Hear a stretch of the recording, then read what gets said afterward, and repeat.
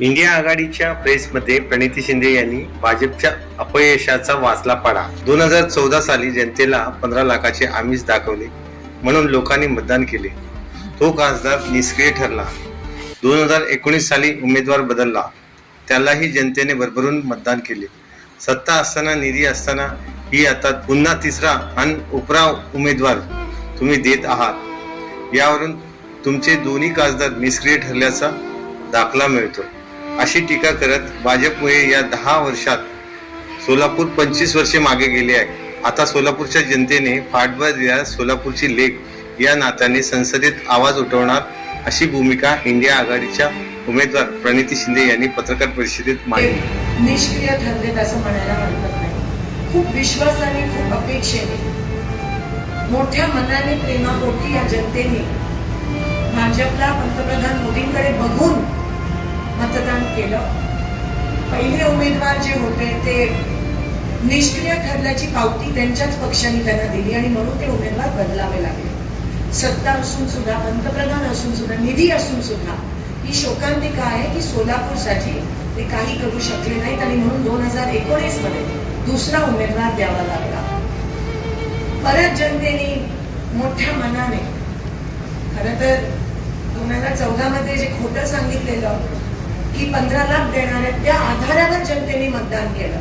पण 2019 पर्यंत 15 लाख जमा झाले नाही. अनेक त्यांनी दिलेली वचन त्याची पूर्तता करू शकले नाही, तरीही लोकांनी त्यांना दुसरा चान्स दिला आणि पुन्हा एकदा त्याच लोकांचा वापर मतं घेण्यासाठी खोटं सांगून 2019 मध्ये सुद्धा भारतीय जनता पक्षाने विश्वासघात केला, दुसरा उमेदवार निवडला आणि आज 2024 मध्ये त्या उमेदवाराने काही काम केलं नाही, त्याची पावती त्यांच्याच पक्षाने त्यांना दिली, अतिशय निष्क्रिय ठरले आणि तिसरा आणि उपरा द्यावा लागला. ही शोकांतिका आहे की सत्ता असून सुद्धा तुम्हाला उमेदवार बदलावे लागतात, कारण का त्यांनी काही काम केलं नाही. एकदा पण लोकसभा 6 तालुके मतदान करतात, एवढी मोठी लोकसभा काही छोटी गोष्ट नाहीये. लोकसभा उमेदवार निवडून आणणं, लोकसभेवर खासदार पाठवणं छोटी गोष्ट नाहीये. सत्ता तुमची असताना, सगळं तुम्ही असताना, तुमचं असताना तुम्ही सोलापूरसाठी कोट्यावधी निधी आणू शकले असतात, पण तुम्ही काहीच केलं नाही.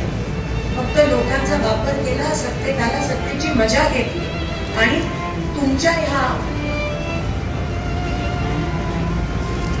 मानसिकतेमुळे सोलापूरला 20 वर्ष मागे जावं लागलं. हे सोलापूर तर माफ करणार नाही. आणि आज त्यांचे काही जण म्हणतात की आम्ही फक्त 8 दिवस येतो, लोकांमध्ये फिरतो आणि आम्हाला मतदान मिळतं. म्हणजे तुम्ही लोकांना इतकं कमी नेमता का? तुम्ही लोकांचा किती अपमान अजून करणार, लोक अजून किती त्रास सहन करणार आणि तुम्हाला खरंच वाटतं की एकांच्या चेहरा दाखवून आज लोक तुम्हाला मतदान करणार? 2दा चान्स दिला आणि तुम्ही त्याच लोकांना धोका दिला. पण लोक मला नाही मात्र माफ करत. मी तुमच्या माध्यमातून लोकांना आवाहन करते की आज महाविकास आघाडी तुमच्या समोर ही प्रेस कॉन्फरन्स घेतली नसती किंवा महाविकास आघाडी गावोगावी, पारोपारी, तांड्यावर, झोपडपट्टी जर आम्ही नाही गेलो तर बीजेपीची जी वस्तुस्थिती आहे ती लोकांसमोर कोण सांगतं? कारण का ते तुमच्या समोर बोलतात, खोटं बोलतात, रेटून बोलतात. पण जो त्रास आहे मग तो शेतकऱ्यांच्या मनात असेल, कामगारांच्या मनात असेल, युवकांच्या मनात असेल, महिलांच्या मनात असेल, तो त्रास आज आपल्याला दिसून येत नाही, कारण बीजेपी तो दाबायचा प्रयत्न करतो. आणि म्हणून मी म्हणते ही चळवळ आहे आणि म्हणून तिथे महाविकास आघाडीचा ची भूमिका अत्यंत महत्वाची ठरते. ज्या शेतकऱ्याला खोटं आश्वासन देऊन बीजेपीने मतदान घेतलं, आज तोच शेतकरी, अन्नदाता शेतकरी सर्वात त्रस्त आहे. मग जीएसटीच्या माध्यमातून असेल, आज ठिकठिकाणी पाणी नाही आहे, त्यात जीएसटीचा राक्षस आहे, त्यात महागाई वाढली, पीक विमा मिळत नाही असून गावोगावी, दुधाला दर नाहीये, कांद्याची निर्यात बंद झाली. जो शेतकरी अन्नदाता आहे, जेव्हा तुम्ही त्या शेतकऱ्याच्याच पोटावर पाय देता तेव्हा लोकशाहीमध्ये ह्याच्यापेक्षा मोठा पाप असू शकतो का? ज्या युवकांना तुम्ही आश्वासन दिलेलं की 2-2 कोटी नोकरी देणार तुम्ही वर्षाला, आज प्रत्येक गावामध्ये एक सुद्धा युवकाला नोकरी नाहीये. उलट जो शासकीय नोकरीत होता त्याची पण नोकरी गेली, कारण काही सगळेजण खासगीकरणाकडे वळतात. खासगीकरण करून यांचं आरक्षण संपवण्याचा कट कारस्थान आज आपल्याला दिसतं. आरक्षणाच्या माध्यमातून फक्त गाजर दाखवले जातात, आमचे माईक बंद केले जातात, SIT इन्क्वायरी घातली जाते. ह्याचा आम्ही निषेध या ठिकाणी करत आहोत. सोलापुराची विमानसेवा परवाच काराजी साहेबांनी देखील ते कधी असे शब्द वापरत नाहीत, पण त्यांच्याकडून असे शब्द वापरण्यात आले. चिमणी पाडायचं नाटक केलं. एवढी असंख्य कुटुंब जे साखर कारखान्यावर अवलंबून होती त्यांना उद्ध्वस्त केलं. मी चॅलेंज दिलेलं 6 महिने त्यांनी चिमणी पाडणार, विमानसेवा सुरू करू शकणार. आज 7 महिने झाले चिमणी पाडून विमानसेवा सुरू होण्याचे काहीही निशाण त्या ठिकाणी आपल्याला दिसून येत नाहीये. एक फक्त फोन कॉल लागतो विमानसेवा सुरू करण्यासाठी, आणि तीच विमानसेवा जेव्हा काँग्रेस सत्तेत होती, जेव्हा शिंदे साहेब खासदार होते, तेव्हा विमानसेवा सोलापुरात सुरू होती. तेव्हाच NTPC आणलेला, तेव्हाच उजनीची पाईपलाईन आणलेली, तेव्हाच दुहेरी पाईपलाईनचं काम झालं.